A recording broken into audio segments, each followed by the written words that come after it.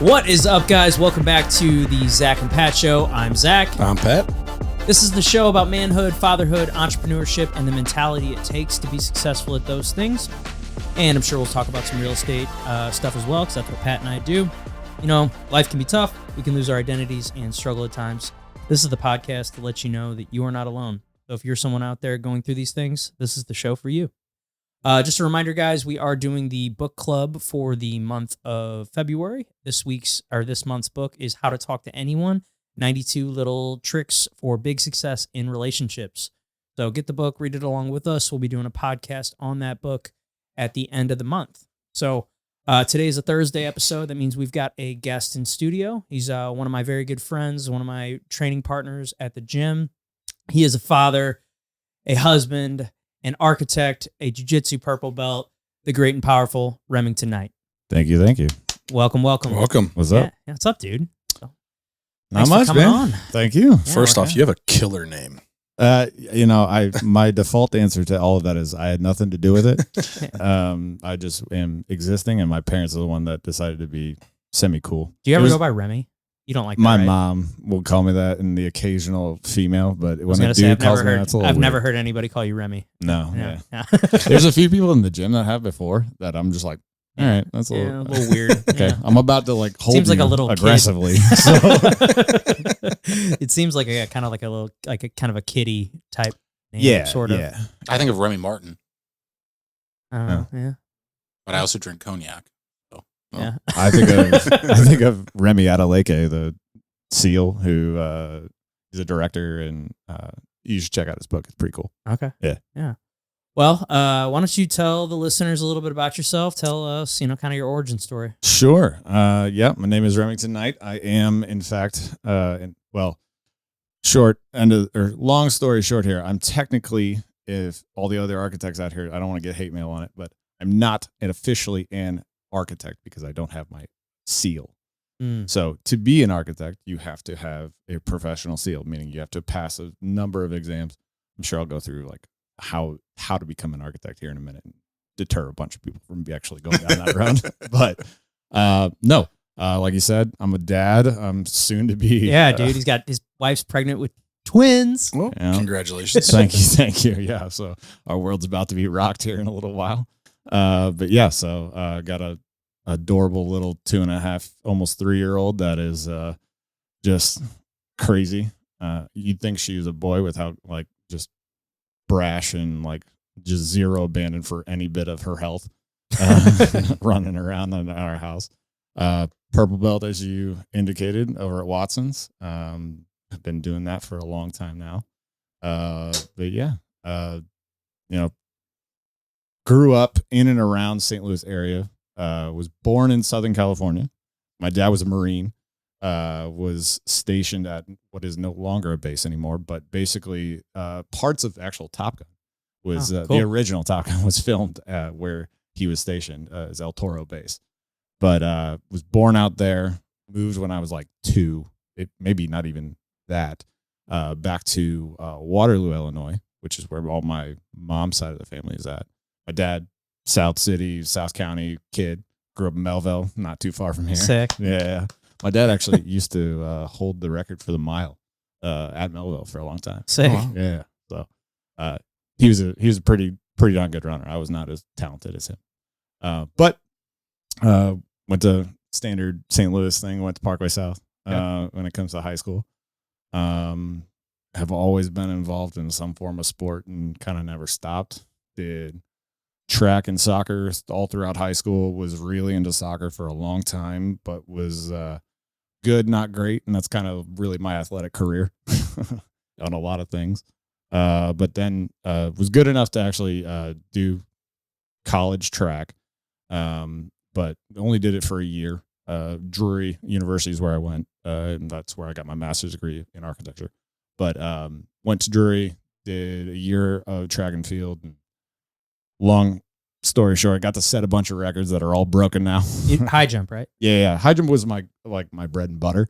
Was a high, long, and triple guy in high school. I also did sprints, just because I'm long and lanky, and they were like, "All right, you're going to be a 400 guy." And It's like, that's the worst race in track and field, but sprint a lap. That's what it is. I mean, it's all heart that last 100 meters. It sucks. I've very rarely not like just puked after races. Like, it's an awful race. I hate doing it, but it'll tell you whether you're in shape or not, for sure.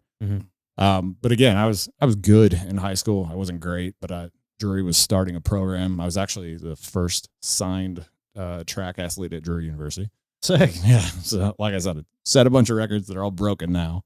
But yeah, and did that for a year. They sort of promised scholarship type stuff. And then they basically said like, oh yeah, well, we spent all that money on recruitment. So you want to come back? And I was like, no. 6 a.m. practices 6 days a week sucks. Yeah, especially when I was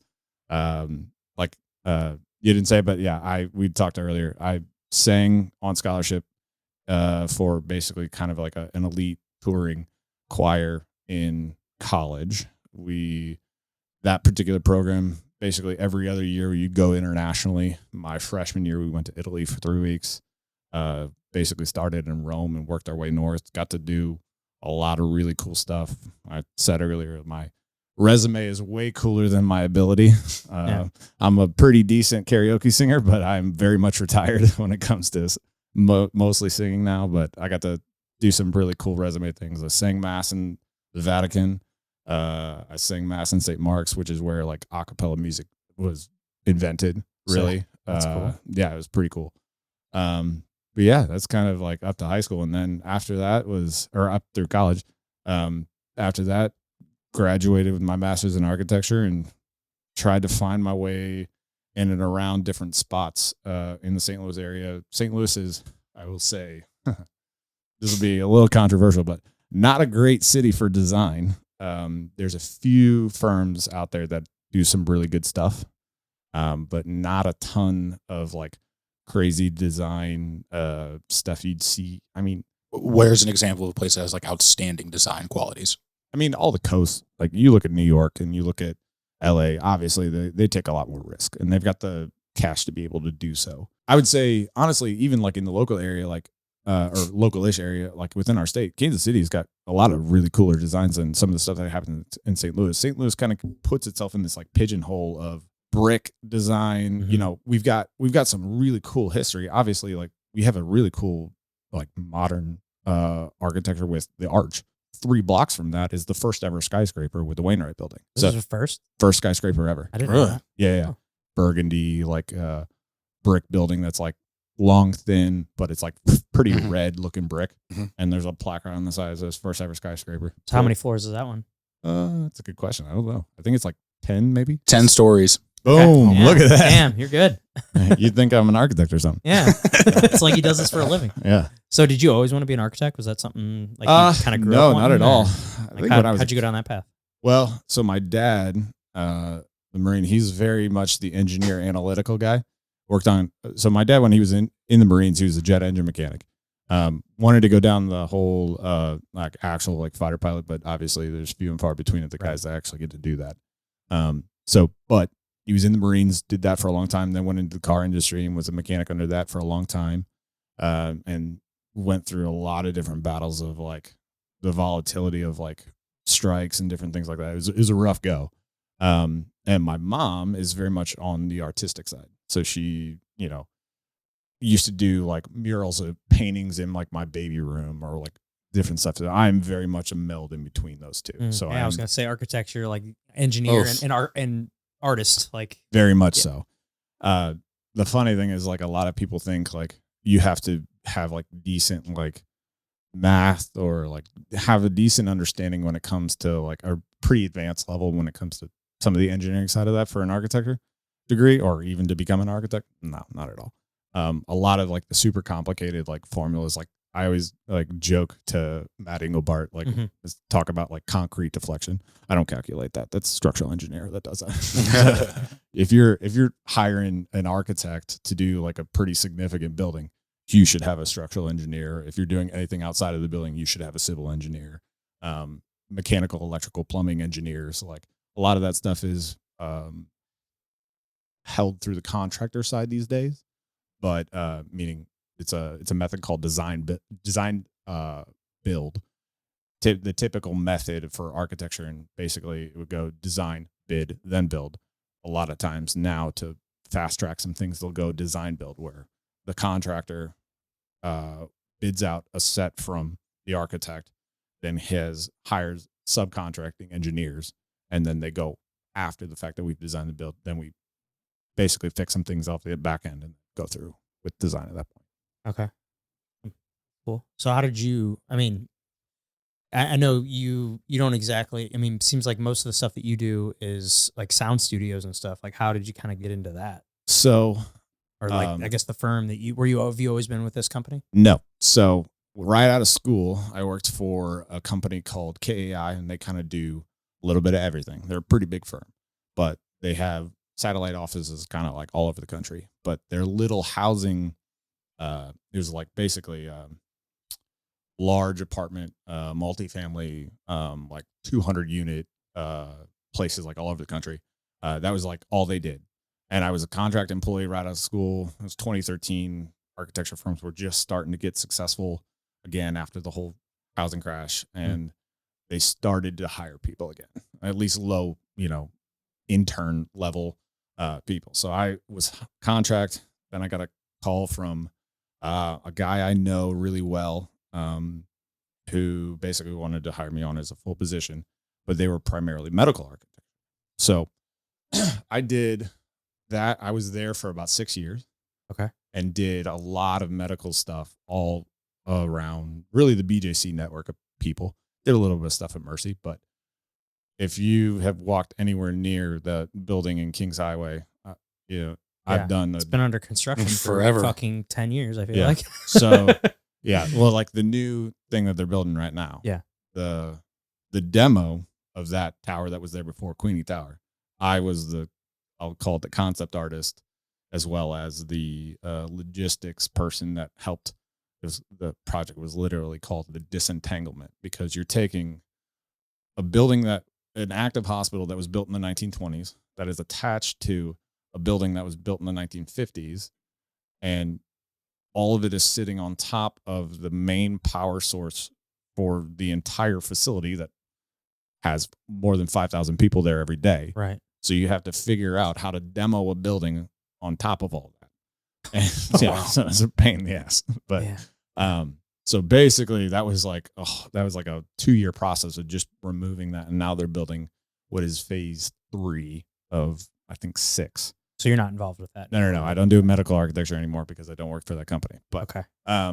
But long and the short of it is I did a lot of that kind of stuff, and it gets really, really technical, but there's pretty soul-sucking design related stuff to it. Like there's not a lot of opportunity for creativity. There's not a lot of opportunity for, being able to really challenge people's like expectation. That's part of what I do from an everyday perspective on design, is I'm trying to push you to something that is slightly uncomfortable for you from a design perspective. And then we can maybe pull back a little bit based upon, everybody's got different tastes on different things. That's why, you guys deal with this all the time when it comes to residential stuff. Like, right. Oh my God. That's the most personal anything is ever going to get for anybody in a building. Fucking house. Yes. They live there. Right. So I have a lot more freedom when it comes to the corporate side, but it's also like, depending upon the clientele, like, that's their heart and soul that they're putting into this thing. Right. So it just kind of depends. So I had a bunch of context with 4v3. I had a bunch of different contacts that all kind of worked there. My wife knew the marketing director there. I had met the owner at a rock show and was just standing in line, and I happened to have my old firm's logo that's basically said architect on the side. Right. He was like, "You're an architect?" And I was like, "Yeah." He was like, "I'm an architect." And we just started chatting a little bit. Hit it off. Yeah. And then this was 2015, and he was like, "Hey, yeah, if you ever want to come check us out, let me know." And I wish I would have done it way before. But then 4 or 5 years later, I was like, "Hey, you remember that time at that one show 4 or 5 years ago?" Yeah, I met you. Yeah. I had the thing on my jacket. Yeah. And the funny thing is it was such a cool show. Shout out to Nothing But Thieves. They're an awesome band if you guys don't know them. But it was such a good show, and they had since blown up that he legit remembered it, because it was when they were like they put coming on up. such a good performance, and like it just happened to be we're sitting around hanging around with the band afterward. Like I went out with the band and like we were drinking at Pinup like afterward because it was like the first show of their tour and they were just like starting to kick things off. So it was really cool. But so I knew the owner, I knew another guy who worked there who I was in a fantasy football league with, that I just was like, hey, you work here? I was like, are you guys hiring? And basically long and the short of it is like I went to go sign my acceptance letter for the firm the day like the world shut down for COVID. And I was like, it was like whatever that Friday the 13th. Yeah. I was like, March 16th, 2020. Yeah. The day after my birthday. So oh really? Yeah. So I sent, or I got sent the letter on Thursday and I noticed it was going to be Friday the 13th. I was like, oh, well, I'm going to sign this on Thursday. Make sure like there's no bad juju here. But then like he basically was like, okay, we don't know what's happening with this. Let's pause it for a little while. Well, ended up like a couple months later joining back on with them. But yeah, so V3 itself, to go into my little like plug here. Yeah, let's hear all about it. Our expertise is in like acoustic sensitive spaces. So like what we had been talking about just before we clicked on here is kind of like how to treat podcasting studios. It's a different animal when it comes to recording studios. We also do like broadcasting studios. So like all of Boston Radio, we just renovated all their studios and all their facilities in Boston. Yep. Okay. Yeah. So it's a company called Beasley Boston or Beasley, and we did a bunch. Actually, what's his your buddy logo design Pat. Yeah. He did actually some work for them too. Oh yeah, small world. Very small world. Yeah. He was like, hey, I know you guys did stuff for Beasley, right? And I was like, yeah. Well, anyway, so we just did a recent, pretty decent like facility for them with a bunch of different studios. But again, like, so that's broadcast. Audio recording is its own like music. Yeah, it's very different. So, or if I send it to Zach, but I'm sure I'll send it to you. There's some photos of a recent recording studio I did at Webster University. So they have a newly renovated communications building with 3 professional studios, as well as a live room, individual isolation for isolation booths that you can track independently. There is a soundstage for video recording, basically all their film students will go in through that.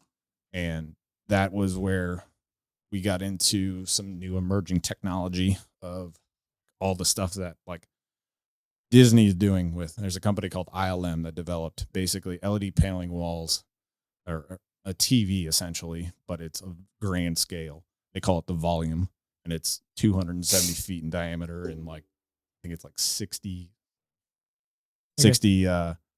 feet tall or something like that. So a 270 foot wide TV. It's a diameter.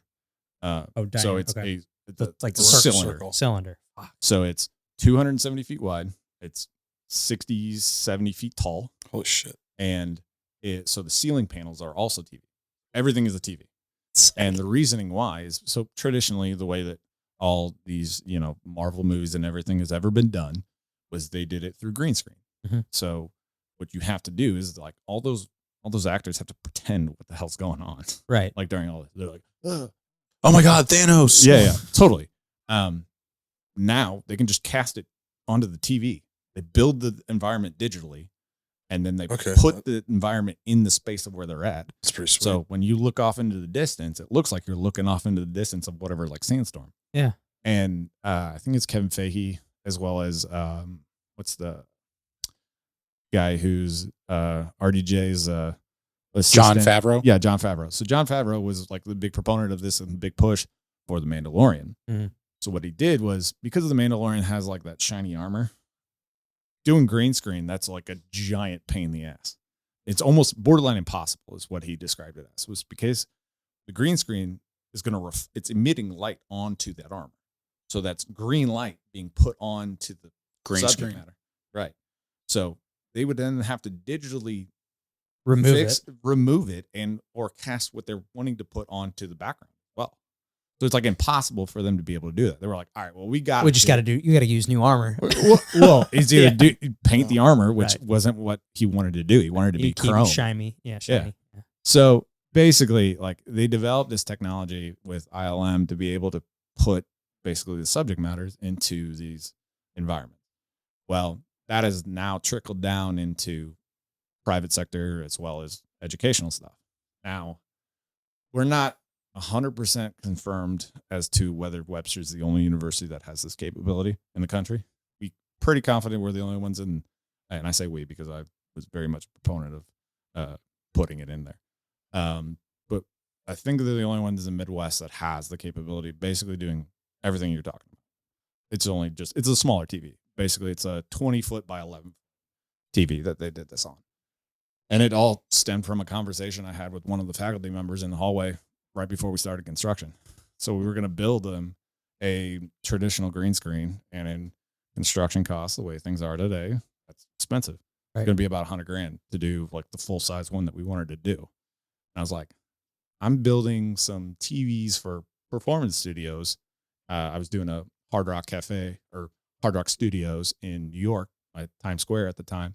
And the backdrop of one of their, what we call Studio X, basically just like a filmable stage so they can cast it all over the country or whatever. The background of that was one of these TVs, but it's a little less, didn't have like camera tracking capability. It was just basically just an LED wall. And we took that and I was like, that was like $75,000 to do that. Do you want to look at this option for basically to bump you into like emerging tech? And the guy started to tell me about ILM. And I started going down the research rabbit hole of like, all right, well, what do we really need to do for this thing? So what I did was I took Disney's like legit size and shrunk it to the room that it was going to end up going in, and then just lopped off like, the back half, the spot that it could actually like work in. So originally it was going to be curved. It's not now, just because different other related like technicalities. But essentially, yeah, it was all from a conversation in the middle of a hallway on like a dingy old, unrenovated like communications building that hadn't been touched in the 80s. And the guy was like, hey, do you want to do something cool? And I was like, hell yeah, dude. Let's start to like price it out. And it ended up being like $350,000 to do the whole thing. But I mean, they're top of the line, state of the art now. Literally, like I said, I don't know of another university in the United States that has this capability. ILM has other like volumes in and around the world. There's one in New York, one in LA. I think they have. There's definitely the original up in San Fran area, but I don't know of anything there's smaller sections that some people are being able to do, but nothing to the extent of what they got. Would you say that's probably your favorite project you've worked on? It is. I would say so, just because there's so many facets to it. Like they put, it's 10 pounds into a 5-pound bag for sure. Yep. In this particular facility. Like there's a really kick-ass art gallery that we put in that's got these like 11-foot sliding like glass doors that was, again, like a last second change. And I was like, you can spend $50,000 on this operable wall thing that nobody's going to use, or we can make something dramatic. And they were like, yeah, let's do it. That's awesome. Hell yeah. Those are the clients I love. Yeah. Right? That'll kind of give you some freedom. Yeah, for sure. There's the live room itself is just like a sick facility, just because like I was saying before, there's, from an educational perspective, like these kids that are there that are learning sound engineering, like it is prime opportunity to just walk into another room and understand like what you're hearing and what you're going through and be like, oh, that is really bouncy, or this is like really absorption or whatever. There's a brand new $300,000 audio board that was handmade in London that they shipped over, and like it's weird stuff that I like deal with on a regular basis where like, so like a $300,000 version of that. Yeah. Wow. Yeah.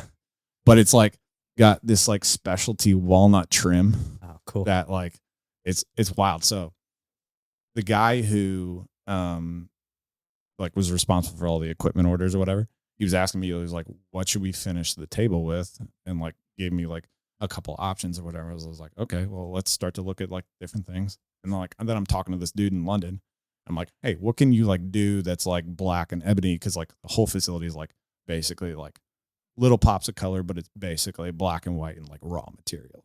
Because I'm stripping away like a lot of like the polished versions of things to showcase like I've got these ladder wire trays basically showing a routing of like all the different cabling running through this whole facility, because like the amount of wires in a recording studio is absurd. Like I've got conduit that runs from underneath the table out up the ceiling across the hall into like the main like panel boards, and the conduit's like 3-4 inches wide. Damn. And there's like 5 of them. So Jeez. Lots of wires. some of the like the cabling is like 1/2 inch diameter too. Oh my God. Yeah, it's sucking a lot of power.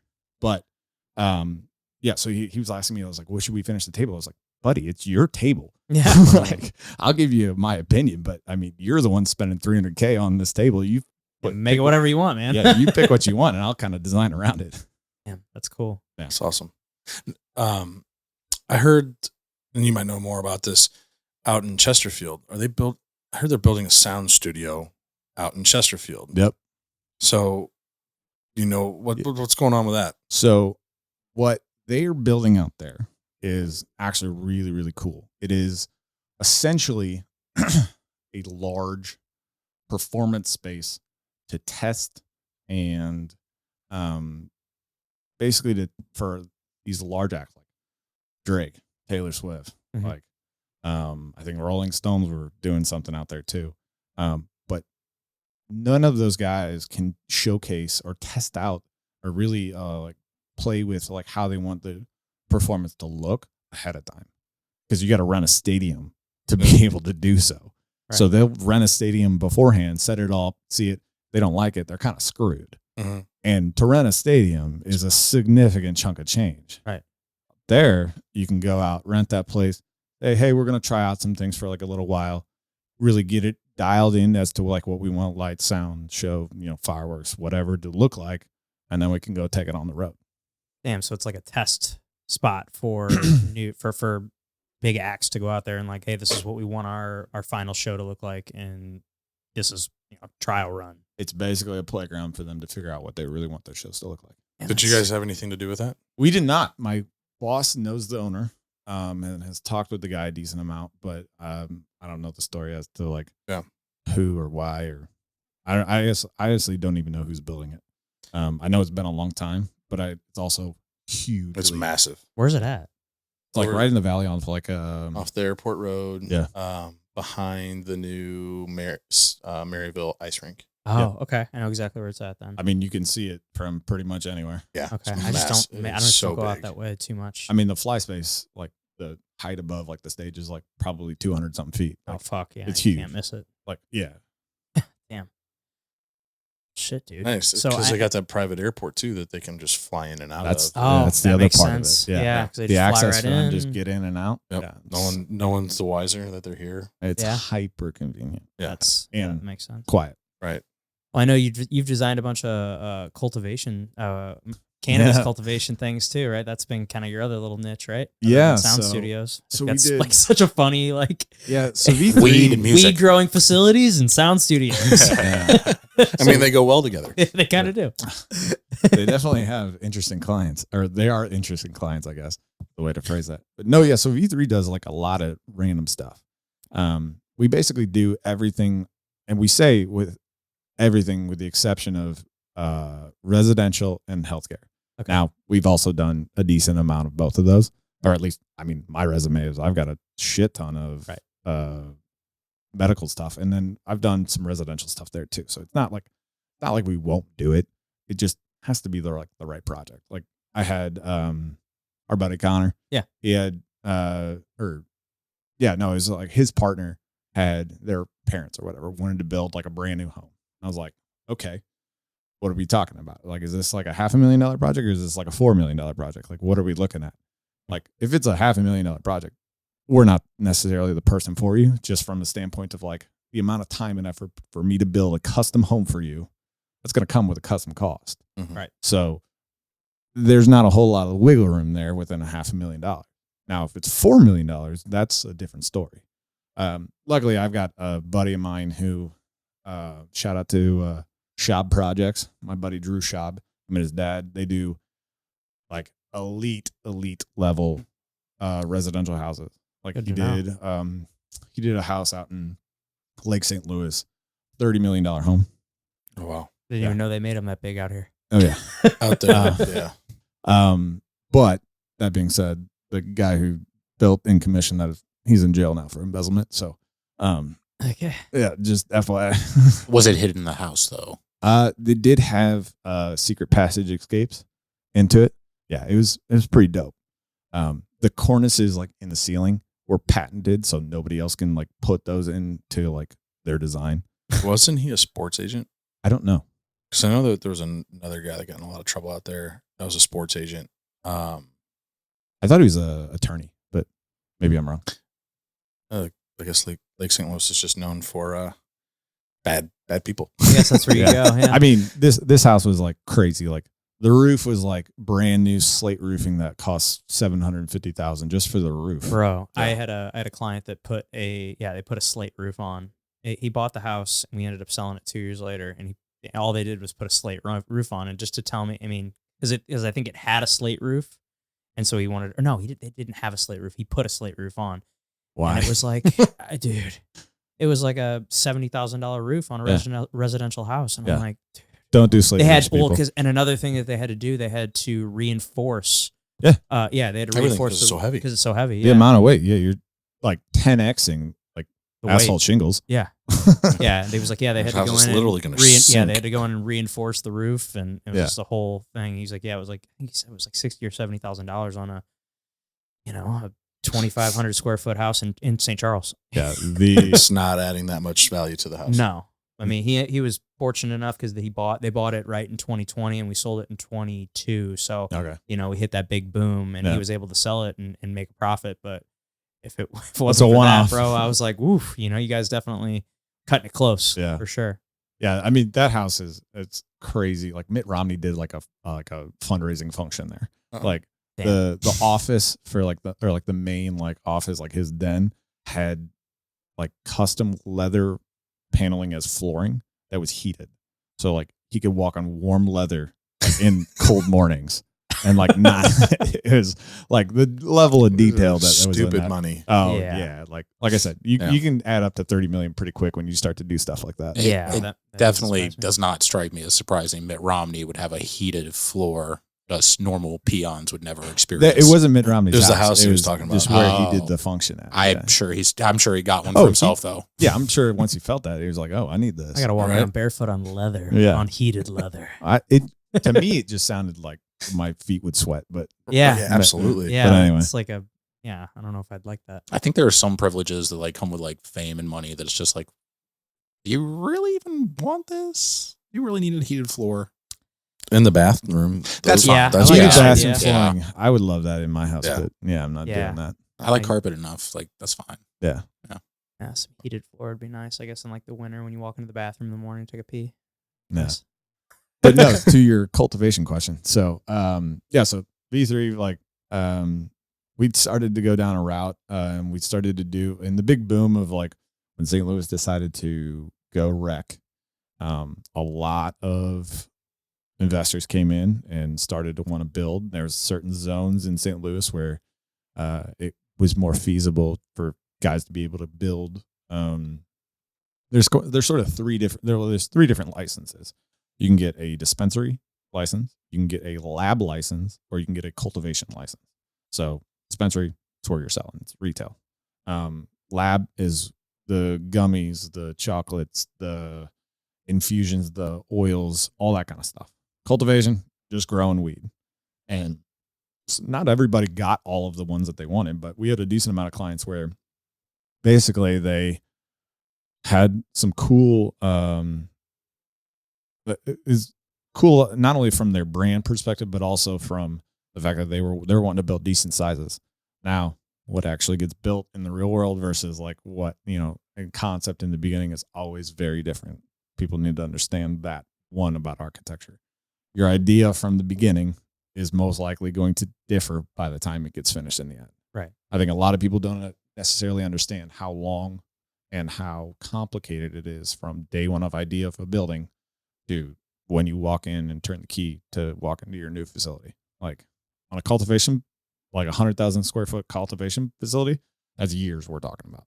So people don't understand is like, okay, you want to build and grow right now, but you have got like 6 months of me designing and building, or designing and basically creating something that can be built. And then you've got 18 months of a contractor to actually build the dang thing. And then you're good. And then you can come in and actually start growing. Well, and then all the other stuff that you mentioned, like all the permits and stuff, or I'm sure that takes time too. Well, I guess that's probably the first step, I would imagine, right? No. Yeah, this is one of the things I had written down that I wanted to talk about. So project timeline.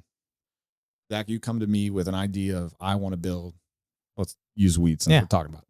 You say, hey, I got a cultivation license. I want to build a grow facility.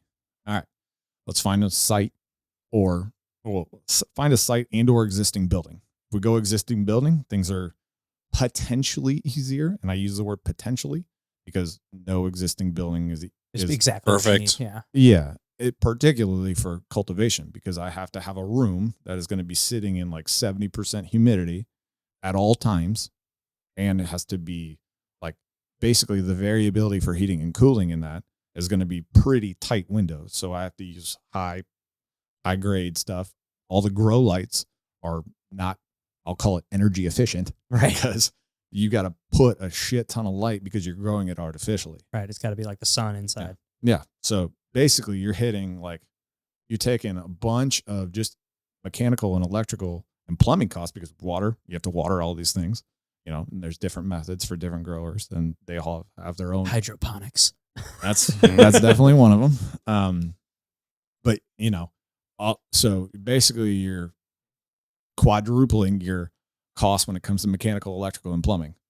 So now we've got 100,000 square foot facility that we want to do it. We only can really grow on, let's say, 60,000 square foot of that, because you have other infrastructure in terms of circulation, office related stuff. If you've got in there security to get in and out, employees' locker rooms to get in and out, you have to have some cool things like air showers where employee bibs up. You walk into this cylinder, it blows a bunch of air up and down on top of you and basically gets all the dust and hair. Decontaminates basically what you're doing. So when you go into this facilities, you're not contaminating anything. So that's just your idea. So now we start to look at kit parts of like, let's start to lay things out. And I mean, this is where a lot of people try to shortcome a lot of different things when it comes to the timeline of getting the design and the layout to a contractor to build. I think a lot of people think that like it shouldn't take that long to like lay out a building, but a lot of people don't understand that like the reality is it should take like 4 months to do so, because I can put the space there, but like the wall construction, how things come together, all the intricacies of that, I have to hand that off to a contractor. Like in the end result is, yes, I'm handing off 2-dimensional drawings to a contractor and saying, build. Those drawings are basically an instruction manual of how to build this building with this specific type of materials and the way that they go together in every different corner of the building. Down to every fucking screw, bro. Not quite level, but yes. I mean, close. I mean, yeah, but I know that they would need to know like how many panels of whatever you need to buy. And, oh, totally. I mean, yeah. I mean, it's what type of insulation are you using? Like, what type of roofing are you going to do? Like, we were just talking earlier about the difference between asphalt and slate roofing. Like, most commercial stuff is all like a TPO or an EPDM type stuff, but like that doesn't mean it's necessarily going to be that way. Energy codes. What energy code are we in this particular municipality? Like, I just released drawings for a car dealership for St. Charles, where when I started the project, we were in one code, and then when I submitted drawings, we were in a different code, which was more restrictive. What do you mean by that? Like code? So just updated there. The timeline. So St. Charles adopted the most recent code between my initial design versus what it is now. So I had to go back and basically change how the wall construction on half of the building. Jeez. Yeah. And that's out of nowhere. Yeah. And there's different, some of it is like, okay, some municipalities are easy to work with. Some are not. Right. Creve Corps, I'm not a fan of you because you have very restrictive things, but there are certain areas in Creve Corps which require it. Now, they look at it more from a blanket perspective and be like, okay, well, everything's going to be this way because it's easier for us to basically review stuff going on. And you can get variances here and there for different things, but it's few and far between. St. Charles is pretty easy to work with. I'm also decent friends with the mayor, so I have a little bit of say, and I know people in planning and zoning that can help our way through things, but code is code. I mean, the big jump in terms of like insulation on the exterior of buildings is the big thing. Real riveting stuff for architecture. Yeah. But you have to have what they call continuous insulation on the exterior of buildings these days. And that is a very different method than what's traditionally done. So there's a lot, there's a bunch of products, and I have reps that come in and, tout all their stuff, but it's a different way of looking at putting a building together. So we come up with the idea, we get through an initial layout, and then I start to document stuff. That's, depending upon if we're talking 100,000 square foot facility, we're talking like probably 6 months to get us to it, or a right look at. Now, we can handle things in two different ways. We can go with the design build method, or we can go through design bid build. So sometimes you have a contractor that you want to work with. So if you want to work with that contractor, then we would typically go with a design build method, meaning it's a captive audience. You got people you want to work with. You're already working with me. I work with the contractor, get him a set to go start to price out to bring in consulting engineers. Typically, you'll already have hired me. Underneath me would have been like a structural engineer. Sometimes underneath me would be like a civil engineer. Depends upon size of the project. And from then, I would take basically a not totally complete set, not like 100% construction drawings, not that full instruction manual. It'd be, call it 80%. Hand that off to a contractor. He'll go get basically mechanical, electrical, plumbing engineer and fire protection. They'll come in, we coordinate, and then issue the 100% drawings. So there's, call it whatever, a couple more months. Now we start to talk about construction timeline. When are you building? Are you building? Haven't even broke ground yet. No. Do you have a bunch of site work you got to do? It's all, all of it's, the volatility and the amount of variables is exponential. And all I'm trying to do is just bring all of those into the center and be like, I can control this. I can control this. The more I can shave off a little bit of variables, the less you're shocked at the end of the sticker prices, whatever, $10 million or $20 million or whatever it is. But so then you start to break ground and you start to actually build stuff. When are we building? Are we building in the middle of the winter? All right. Well, pouring concrete at sub-freezing temperatures isn't ideal. Right. You can do it, but it's going to cost you. So do we wait to, like right now is like a prime example. We had a 60-degree swing in temperature yesterday. Yeah, it's crazy. Somebody who was pouring concrete yesterday is not going to be happy with the results of what's happening today.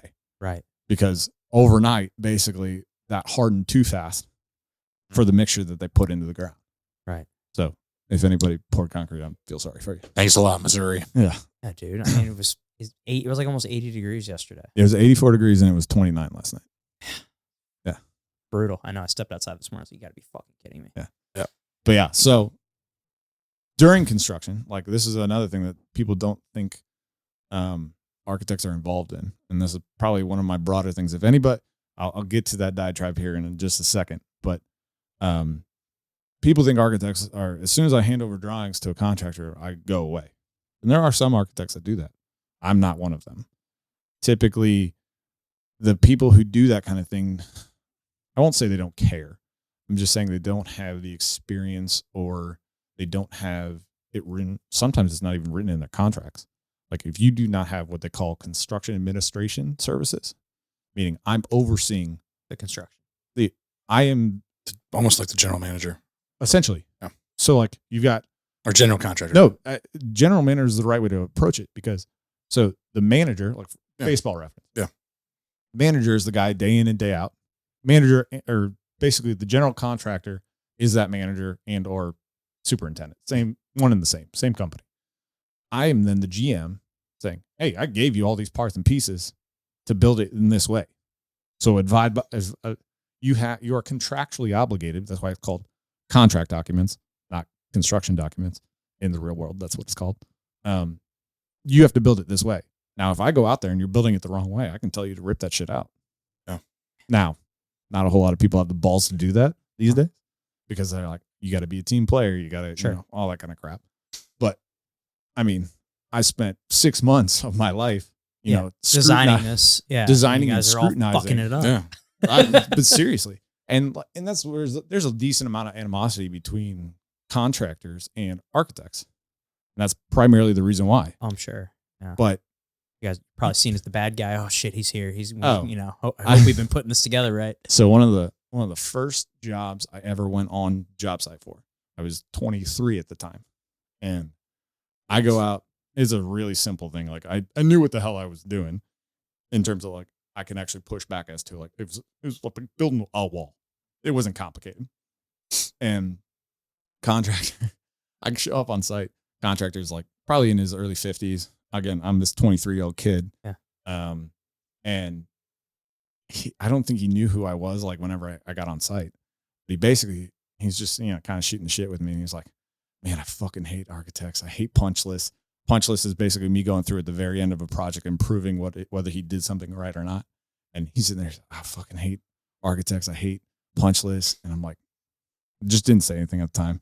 And then like when the rest of the team all showed up and be like, all right, hey guys, I'm the architect, blah, blah, blah. This guy's like, fuck. Yeah. And so I start walking through the project and pointing out all the shit that he didn't do right. And I can see him just hanging his head, just like, and be like, buddy, like it's Fucking do your job. It's on the drawing. Do your job. Your job is to abide by these things. And a lot of people just, it's shortcomings. They want to get it done. They want to get out of the hair and they want to get paid. It's not I'm the sure way you're I do seeing- it, you know, or whatever. They probably throw something like Back that in my there. day. Yeah. Well, and okay, explain to me why you doing it that way is better than what I showed you. But do it before you build it. Yeah. I'm happy to move off of a thing if it's going to be more efficient for you or if you plan for that and there's a price associated with that. Like one thing I deal with all the time and it drives me fucking crazy is I will go in through a pre-con service or pre-con meeting. So we haven't started construction. And I say it every single project. I go, listen, we've not broke ground at all yet. In this very moment, if you are trying to substitute a specific product that I put on the drawings, tell me now so I can look and vet it and whether it's going to be correct or not. If it's the wrong product or if it's not up to snuff as to what I, picked, I need to know why you want to do it. Is it just because you have a bunch of it laying off to the side or you just know that it's cheaper, but it's an inferior product? I'm not going to approve it. But inevitably what happens all the time is they go through construction, they put it in anyway. And I tell them, I was like, why is that there? Why didn't you pick the thing that I put up there? They're like, oh, well, we got it. And I was like, yeah, well, I mean, Take it out. yeah. Yeah. I was like, now you have to do it twice, man. Yeah. Sorry. So you could have just talked to me earlier and I'll be happy to work with you. Yeah. So there's a lot of that like happens in the field that like, I think a lot of architects don't do because they don't want to deal with the confrontation of like all of that. Right. I'm sure it's got to be uncomfortable. You're sitting there especially as like a 23-year-old kid new in the business. You got to go in here and tell all these contractors that are double your age who've been doing this for 20 years. Yeah. You got to tell them like, hey, you didn't do this right. You No, got to redo it. You better know? believe that I was very confident in my answers whenever I was. Oh, I'm sure. But like, it's got to be a scary thing to do. It and is. Like, fuck. Well, Got to be the bad guy. let's be real. Let's look at our industry. The people that are sitting here telling us, oh, I've been in the business for 20 years or this and that, they're dog shit. Yeah, they are. You know, 'Cause They've been doing an average job for 20 to 30 Right.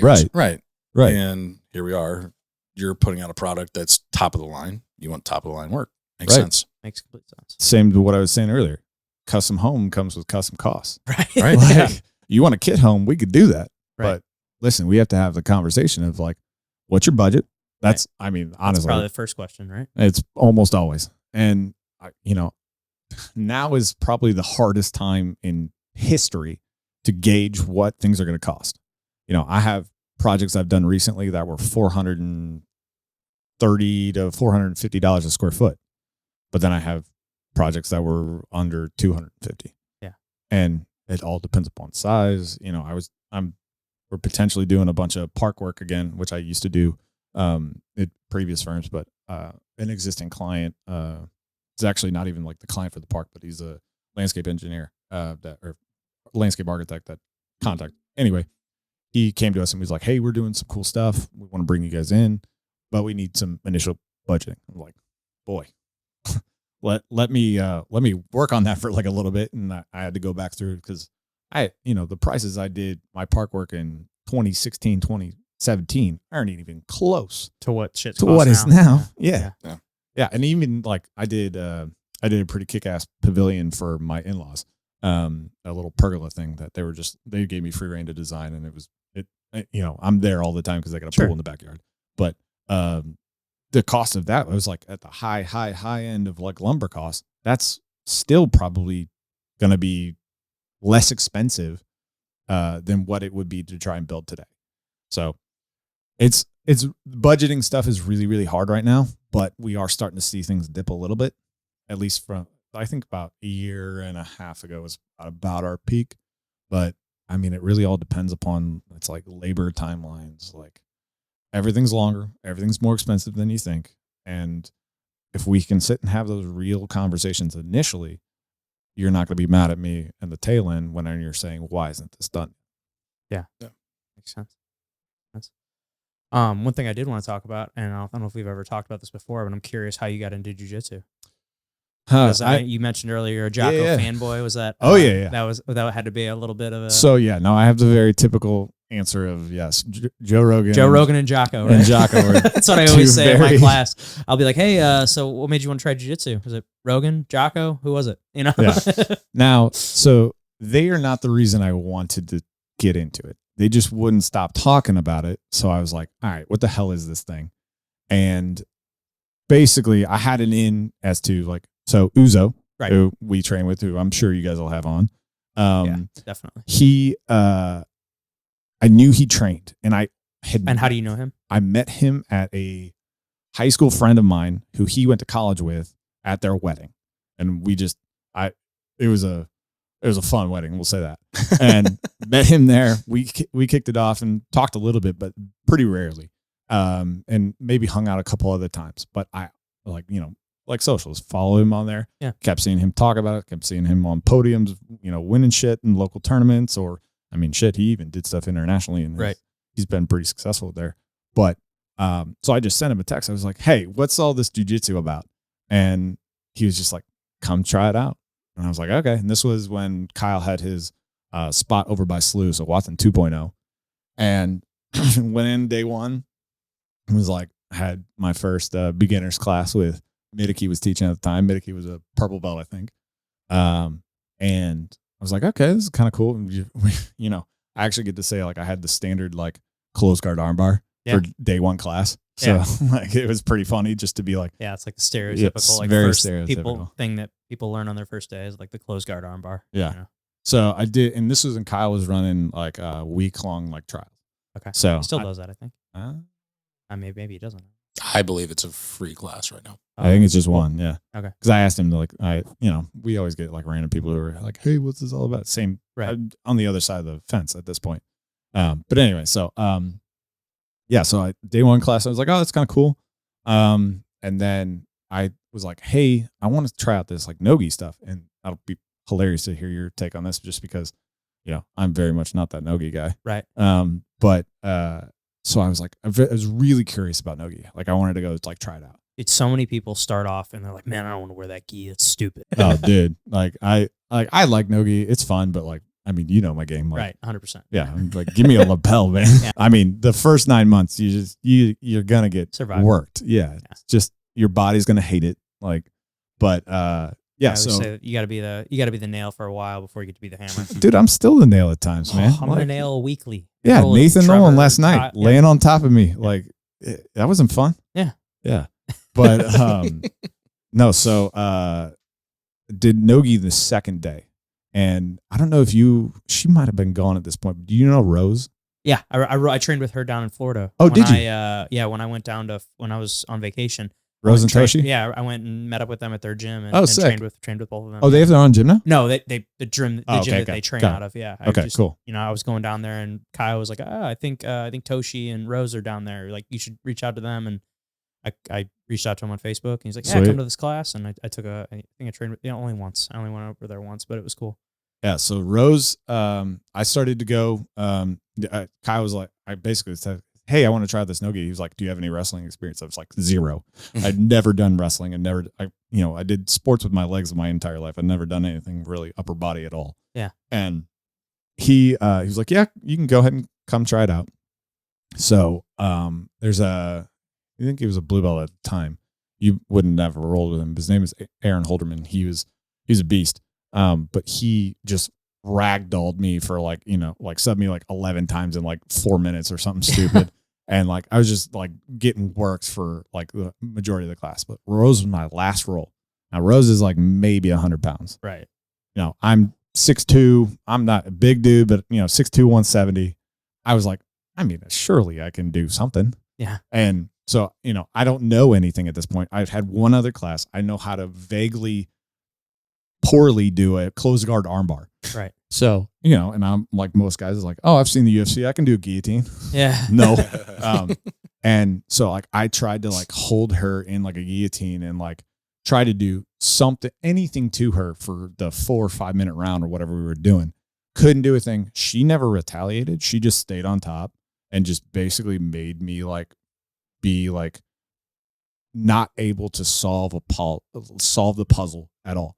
And that for me in my analytical brain was just how do I fix this? Right. So I was like, all right, well, I guess I do this now. Yeah, dude, that was very similar to my first class. My very first class. I think I've told the story in the podcast before, but Amanda Clifton, Yeah. it was a 3-minute round. She probably submitted me 4 or 5 times in a 3-minute round and armbarred me, guillotined me, triangle. I mean, I think she caught me in 3 triangles just because I was a wrestler, just diving in. Put your head in the middle. Right. Yeah. And so she submitted me probably 5 or 6 times in a 3-minute round. And I was afterwards, I was just mind blown that this girl that I have 30, 40 pounds on just ragdolled me across the mat. I was like, holy shit, I got to learn how to do this. Yeah. So then as soon as that happened, I was like, all right, well, I guess I do this forever now. Yeah. I mean, I've said something very similar. I called Gina that night and I was like, this is what I do now. It's funny because I think every husband has that, when they start jujitsu, they have to have a conversation with their wife afterward. And they're like, okay, I'm going to start to do this thing. And I'm very much I have multiple hobbies, but not enough time to do any of them. Right. And particularly I'm not going to have time to do any of them pretty soon. Yeah. But having 2 babies at once. Yeah. We haven't had that conversation yet. It'll be interesting to see where that goes. Yeah. But yeah, I was just like, all right, well, I guess I'm just going to do this now. I'm going to kind of give up golf. I'm kind of going to give up soccer, which I didn't do either of those. I still do those. But yeah, I was like, but I'm for sure going to do this. And yeah, it's been awesome. It definitely allows me to creativity side of creativity while de-stressing my life, beyond beneficial. Well, it shuts the whole world off. That's one of my favorite things about it. For sure. It's my whole life is kind of go. And that's kind of the one and only time of the day where I literally have to shut everything else off. If I'm thinking about something else, I'm going to get submitted for sure. Oh yeah. It builds toughness. Getting laid on, I remember actually it's not too long ago, Dan Shukart, one of the Revive guys. Mm-hmm. Yeah, I know. We rolled and I think I either got him or I was close on something, and then he just put the brakes on me. And now Dan's 220. Right, he's a big ass dude. Yeah, I remember 6'5". I trained with him. I don't know if it was his first class, but it was one of his first classes at Revive. Because when I made the switch from Finney's to, I was kind of in a no man's land there for a little bit. I was considering training at Revive, and then I was like, Watson's is so much closer. It makes so much more sense. But I remember training with Dan, and I think I literally did a closed guard armbar 2 times. I armbarred him twice, and it was his first or second day. And I was 4-stripe white belt at the time, and he's 70, 80 pounds bigger than me or whatever. He's a big ass dude. Oh yeah. And I just remember him being like, whoa, this little dude just armbarred me. Yeah, he just after that, he just laid on top of me, and it was I'm in a dark, poor place and having to have conversations with myself, be like, don't you fucking tap, dude. Yeah. pressure is not like, don't you, Kyle, like recently too, like threw up the hand of God. Hand of God. Oh my God. He got that one like deep. And it was just like, I'm in like just this mental be like, no, not today. We're not tapping this pressure today. Yeah. He got me in it once and I looked over at the clock. I was like, there was like 20 or 30 seconds left. And I was like, I just got to hold this out. It hurts, but I'm like, he's not gonna kill me. Nothing's gonna break. If I just suffer through this 20, 30 seconds, it's a long time. That's a long time to be under the hand of God, man. Yeah. Hand of God. But what's the hand of God? So basically it's like it's kind of like from the side control position where you have or body lock, or a body lock, and you basically have your arm underneath them, and you're like pressing your body into their body while your arm is underneath them, and so it just like puts this like really rough pressure like in your middle of your back. Yeah, the way Kyle describes it is basically take all of your weight, put it on one hip blade, and put your hand behind that, and you're in between it. Oh, wow. And so you're just trying to smash their body. You're taking the smallest amount of your body and your hand behind them and trying to connect the two through you. Yeah, with the guy's body in between you. It's fucking terrible. Sounds awful. Yeah. It's a great name for a submission, though. Oh, my God. Yeah. Yeah. Gets submitted by the hand of God. Oh, and I mean, it just like plays right into Kyle's game where it's just like, all right, body lock. Okay, right there. Yeah. Man, getting to know Kyle's been really cool. He's seriously the coolest guy in the world, and like his the amount of crap like he puts up with just from like a day-to-day basis of like owning that gym with the amount of people at our gym, dude. I can't even imagine. Yeah. Like I'm not that friendly. No, and the way he remembers everybody's name is something that it blows my mind. Yeah, because he's got so many students and he knows everybody by name. Yeah, and it's just so cool. Because it's like I have a hard time remembering everybody's names that's just in my small little classes. Oh, for sure. That's a skill amongst itself right there. For sure. I don't know how he does it. Loyalty is a big thing to me, like in general in life. And I mean, not only do we have a ton of guys that are like all around the same size. That's a big thing because at Revive, it's like big. They're huge. I mean, I go there on Saturdays all the time just to go and like, because driving all the way out to Kyle's from my house, like on a Saturday, as much as, I like being there, it's like, no, I'm not doing that. I'll just go get some cross training over there and get my ass kicked. But no, like, I mean, loyalty, like I'm in it till black, man. And me too. I'm still going to be there. Like, 100%. No, we're so fortunate to have that place. He's awesome. Yeah. Amazing. I did want to ask you, got any exciting projects coming up? So I like the project I was talking about earlier that I just submitted for, which is, it's funny when I like describe it because it's a used car dealership. Now it's the fanciest used car dealership you'll ever see in your life. We did another one in Florissant that's right at Lindbergh and can't remember the side street next to it. I'll send you guys that link too because that one's actually pretty dope. But this particular client, if you've seen, I'm sure everybody's seen the advertising, but Clement Auto, I do like all their stuff. Yeah. So the client he's basically renovating the one in St. Charles because it's a tiny little 700 square foot house currently. We're now and I've been revising. I think this is the 5th version of this building that I've done, but we just submitted and it'll be under construction very shortly. But it's like I think it's now like 16,000 square feet or something close to like that. It's gonna be big. Damn. Big, shiny, fancy, like super cool. It's got a lot of really cool, like little design nuancy stuff that like basically I took a theme of like something and kind of ran with it. And he's a cool client that kind of lets me go free reign on some stuff. He trusts me in terms of design quality and then like show him options. And he's like, and if you get some eye candy going, he's like, all right, I trust you on the small stuff. Like we just need to get theme and we're good. So he gets layout figured out.